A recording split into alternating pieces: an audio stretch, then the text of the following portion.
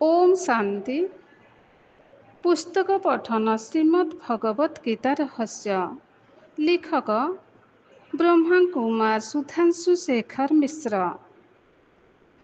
सप्तम अध्याय राजयोग।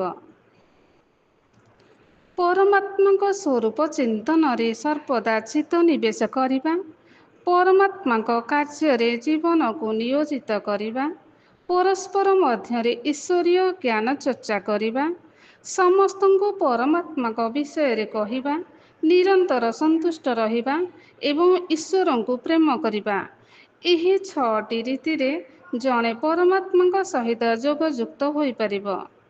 किंतु देह अभिमान जात मन विकार प्रति क्षण मन को ईश्वरीय स्मृति विच्युत करिथाए।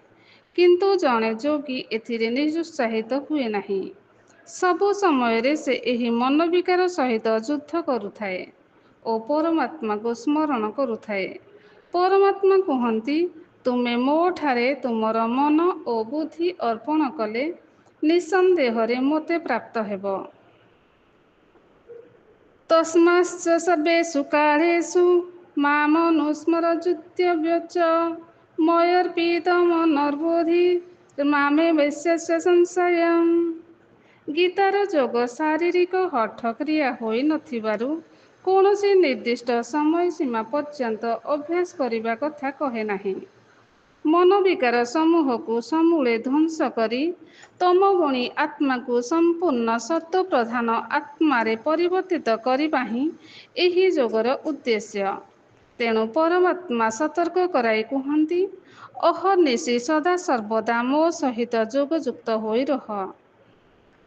तस्मात् सर्वेषु कालेषु जोगयुक्त भवार्जुन। एहीपरि जेउमाने मन निवेश पूर्वक नित्य निरंतर तांको स्मृति रे तल्लीन रही श्रद्धापूर्वक तांको निर्देशित कर्म रे निजको नियुक्त करी जीवन अतिबाहित करती, सेमानंकु ही श्रेष्ठ जोगी बोली परमात्मा गीतारे निजर मत व्यक्त करती। मय्या वेश्य मनो जेमां नित्ययुक्ता उपासते श्रद्धाया परयोपेतास्ति मे युक्त तमामतः। देह अभिमान युक्त बुद्धि सहजरे आत्मिक स्थिति रे स्थित होई पारे नाही। एथिपाई विशेष अभ्यास आवश्यक। आत्मिक स्थिति रे स्थित न हेबा पर्यंत परमात्मा सहित मन मिलन बा जोग संभव नुहे। जोगारूढ़ हेबा पाई प्रथमे आमको देह और देह सहित संबंधित संकल्प गुड़िकु त्याग करने हेबो। आमर व्यवहारिक जीवनर गतिविधि मध्य मानसिक स्थिति उपरे प्रभाव पकाए। तेणु इंद्रिय भोगरु मन को निरस्त कराई अनासक्त भावरे कर्म करने हेबो। जदा हीनेन्द्रियार्थेषु न कर्म न सुजते सर्वसंकल्प सन्यासी जोगारूढ़स्तोच्यते। जहाँ को आमे भल पाऊ से जिते दूर रे थिले मध्य तांको सहित आमर बुद्धि जोग लगी रहे। तेणु जे पर्यंत परमात्मा को आमे हृदय सहित भल पाई नाहु से पर्यंत तांको सहित जोगयुक्त होई परिबा नाही। परमात्मा सर्वसामर्थ्यर अधिकारी, से ही आमर सबुकिछि। बुद्धि रे यह स्थिर निश्चित हेले स्वतः परमात्मा प्रति प्रेम भाव उत्पन्न हेबो। ए परिस्थिति रे जोगी तार समस्त कर्म परमात्मार्पण कर दिए। परमात्मा कहती, चित्तरे समस्त कर्म अर्पण कर। संपूर्ण भावरे निजको मोठारे समर्पित करी नित्य निरंतर मोठारे चित्त निवेश कर। चेतसा सर्वकर्माणि मयि सन्न्यस्य मत्परः बुद्धियोगमुपाश्रित्य मच्चित्तः सततं भवः। गीतारे कौनसी शारीरिक क्रिया बा कुछ साधना को जोग पर्याभुक्त करि नाही। एथिरे कर्म सहित जोग को संश्लिष्ट करा जायछि। तेणु जोग अभ्यास पाई कौनसी निर्दिष्ट आसनर आवश्यकता नाही। जोगी तार दैनंदिन जीवन रे समस्त कर्म करुथिबा बेले, चल प्रचल करुथिबा बेले, बसिथिबा बेले बा शोइथिबा अवस्था रे मध्य ଯୋଗଯୁକ୍ତ ରହିପାରିବ। ପରମାତ୍ମା କୁହନ୍ତି, ସିଦ୍ଧି ଅସିଦ୍ଧି ଲାଭ କ୍ଷତିରେ ସମଭାବାପନ୍ନ ହୋଇ ଫଳାଶକ୍ତି ନ ରଖି ଯୋଗଯୁକ୍ତ ହୋଇ କର୍ମ କର। କାରଣ ସମତାକୁ ହିଁ ଯୋଗ ଭୁକ୍ତ୍ୱା ସମତ୍ୱ ଯୋଗ ଉଚ୍ୟତେ। ଫଳ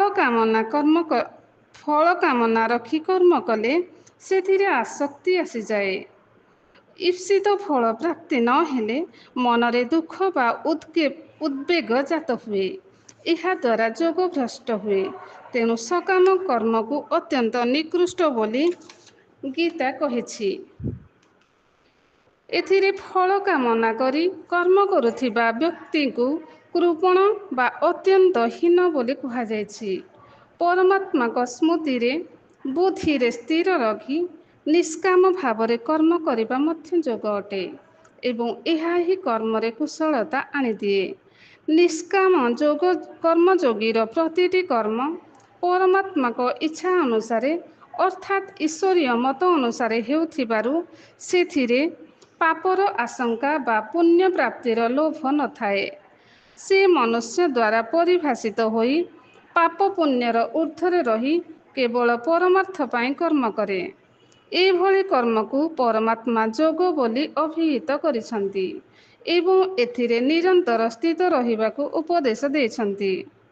ଦୂରେଣ ହ୍ୟବରଂ କର୍ମଂ ବୁଦ୍ଧିଯୋଗାର୍ଥ ବୁଧଂ ଶରଣମନ୍ୱିଚ୍ଛ କୃପଣାଃ ଫଳହେତବଃ ବୁଦ୍ଧିଯୁକ୍ତୋ ଇହାତିହ ଜହାତିହ ଉଭେ ସୁକୃତ ଦୁଷ୍କୃତେ ତସ୍ମାତ୍ ଯୋଗାୟ ଯୁଜ୍ୟସ୍ୟ ଯୋଗଃ କର୍ମସୁ କୌଶଳମ୍। ଉପନିଷଦରେ ମଧ୍ୟ କୁହାଯାଇଛି ଯେ ଯିଏ ପରମାତ୍ମାକୁ ନ ଜାଣି ମୃତ୍ୟୁକୁ ପ୍ରାପ୍ତ ହୁଏ ସେ କୃପଣ ଏବଂ ଯିଏ ଜାଣି ଏହି ଲୋକରୁ ପ୍ରୟାଣ କଲେ ସେ ବ୍ରାହ୍ମଣ। ଯୋ ବା ଏତତ୍କ୍ଷରଂ ଗାର୍ଗ୍ୟଂ ବିଦିତ୍ୱା ଅସ୍ମାନ୍ ଲୋକପ୍ରେତୈ ସକୃପଣୋ ଅଥ ଏତତ୍କ୍ଷରଂ ଗାର୍ଗୀ ବିଦିତ୍ୱା ଅସ୍ମାଲୋକାତ୍ ପ୍ରୀତି ସ ବ୍ରାହ୍ମଣଃ। ପରମାତ୍ମାଙ୍କ ସହିତ ଯୋଗଯୁକ୍ତ ହେବା ପାଇଁ କୌଣସି ବିଶେଷ ଆସନ ବା ଶାରୀରିକ କ୍ରିୟାର ଆବଶ୍ୟକତା ନାହିଁ। ଲୌକିକ ଦୁନିଆରେ ଯେପରି ପୁତ୍ର ଦୂରରେ ଓ ପିତାକୁ ମନେ ପକାଏ, ବିରହ ବିଧୁରା ସ୍ତ୍ରୀ ଯେପରି ତାର ପ୍ରିୟତମ ସ୍ୱାମୀକୁ ମନେ ପକାଏ, ଠିକ୍ ସେପରି ଅନନ୍ୟ ଚିତ୍ତରେ ନିତ୍ୟ ନିରନ୍ତର ନିଜର ଯାବତୀୟ କର୍ମ ସମ୍ପାଦନ ପୂର୍ବକ ପରମାତ୍ମାକୁ ସ୍ମରଣ କଲେ ସେ ସହଜରେ ପ୍ରାପ୍ତ ହୁଅନ୍ତି। ଅନନ୍ୟଚେତଃ ସତତଂ ଯୋ ମାଂ ସ୍ମରତି ନିତ୍ୟଶଃ।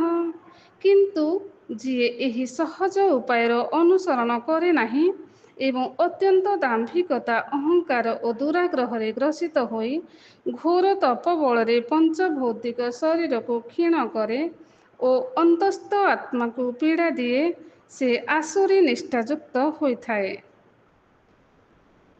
ଅଶସ୍ତ୍ର ବିହିତଂ ଘୋରଂ ତପ୍ୟନ୍ତେ ଯେ ତପୋ ଜନାଃ ଦମ୍ଭାହଂକାର ସଂଯୁକ୍ତାଃ କାମରାଗବଳନିତ୍ୟଃ କର୍ଷୟନ୍ତଃ ଶରୀରಸ್ಥଂ ଭୂତଗ୍ରାମଂ ଚେତସଃ ମାଂ କୈବାନ୍ତଃ ଶରୀରಸ್ಥଂ ତାନ୍ ବିଦ୍ଧ୍ୟାଂ ସୁରନିଶ୍ଚୟାନ୍। କ୍ରମଶଃ ଓମ୍ ଶାନ୍ତି।